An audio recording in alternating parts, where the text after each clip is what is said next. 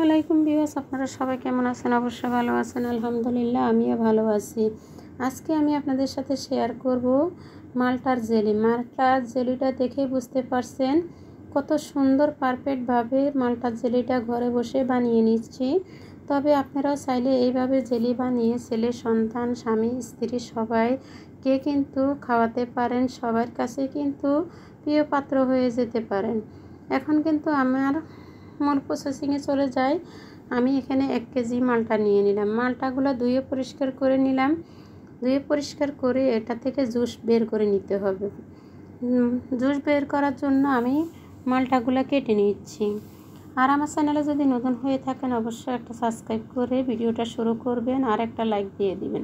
Like দিলে কি হয়, মোটিভেশনটা বাড়ে ভিডিও বানানোর জন্য। তবে এখন সব মালটাগুলো একে একে কেটে নিচ্ছি।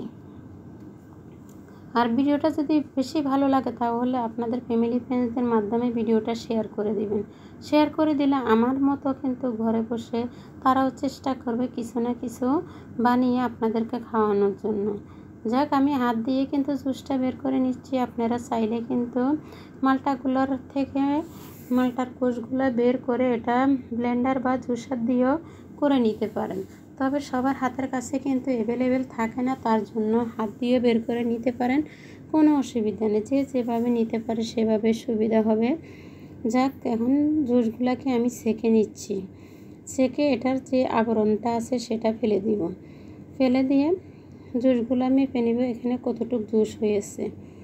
তবে টিপস অ্যান্ড ট্রিক্সগুলো আপনি কতদিন রেখে এই মালটার জুসটা খেতে পারবেন, দীর্ঘদিন এই জুসটা বানিয়ে আপনি ঘরে রেখে খেতে পারবেন, কোনো প্রকার ফ্রিজে রাখতে হবে না। এখন কিন্তু চলে যাচ্ছি মালটাগুলো মেপে নেওয়ার জন্য। জুসগুলো এখানে আমার প্রায় 2 কেজির মতো 2 কাপের মতো মালটা জুস হয়েছে। তবে জুসগুলো ঢেলে দিলাম। এখন দিয়ে দিব এর সাথে অন্য উপকরণগুলো দিয়ে দিলাম। এখন দিয়ে দিলাম 1/2 চামচের একটু কম সাইট্রিক অ্যাসিড, তার সাথে দিয়ে দিলাম চিনি 1/4 কাপ। এখন 2 টেবিল চামচ ভিনেগার দিয়ে দিব। দিয়ে এটাকে ভালো করে মিশিয়ে নিতে হবে যাতে চিনির কোনো দানাদার না থাকে, সেইভাবে ভালো করে এই জুসটার সাথে মিশিয়ে নিতে হবে।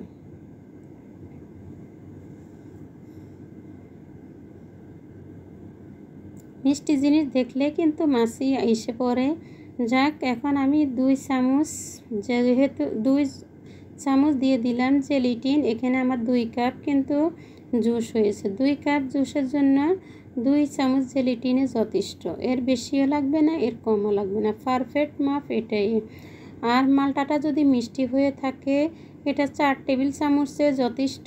আর যদি একটু টক হয়ে থাকে এর থেকে একটু মিষ্টিটা বাড়িয়ে দিতে পারেন। একটা হ্যান্ড উইচ দিয়ে জুসটাকে ভালো করে ফেটিয়ে নিলাম। আর এই যে পাত্রে আমি মালটার জুস বসাবো সেগুলাকে সাবান দিয়ে ধুয়ে পরিষ্কার করে এগুলাকে আমি ছাদে শুকাতে দিয়ে দিলাম।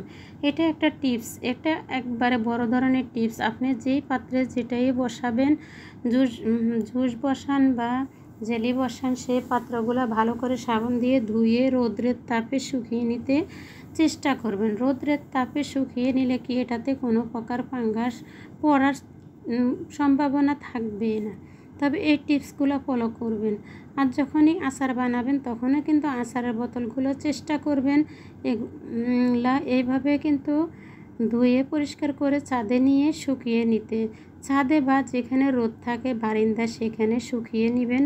একবারে গরম দেখবেন বয়ম বা যে পাত্রে রাখবেন সেই পাত্রটা একবারে গরম হয়ে যাবে। তখন ঠান্ডা হয়ে যাওয়ার পরে কিন্তু এটা বসাতে পারেন। এখন জুসগুলো আমি 5 মিনিটের মতো জাল করে নিচ্ছি। বেশি জাল করার কোনো প্রয়োজন নাই। মাল্টা জুসগুলো এমনিতে পিওর জুস, কোনো অসুবিধা হবে না। এখন দিয়ে দিলাম এখানে খাবার সোডা 1 চিমটির মতো খাবার সোডা দিয়ে দেওয়ার উদ্দেশ্য। তবে টিপসগুলো বলবো।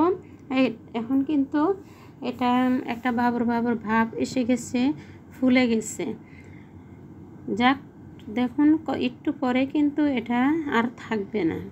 তবে ঘন হাতে নাড়াচাড়া করবেন, এটা হয়তো নিচে পোড়া লেগে যেতে পারে, পোড়া লাগলে কিন্তু খাবারের স্বাদটা নষ্ট হয়ে যায়। আর আমি চুলার আঁচটা মিডিয়াম টু লো আঁচে রেখে কিন্তু জেলিটা বানিয়ে নিচ্ছি। এখন কিন্তু চুলারটা নিভিয়ে দিলাম আর একটু নাড়াচাড়া করে ঠান্ডা করে নিব। তবে এখানে আমি সাইট্রিক অ্যাসিড এবং ভিনেগার আর খাবার সোডা ব্যবহার করেছি কেন, এই টিপসগুলো কেউ আপনাদেরকে বলবে না।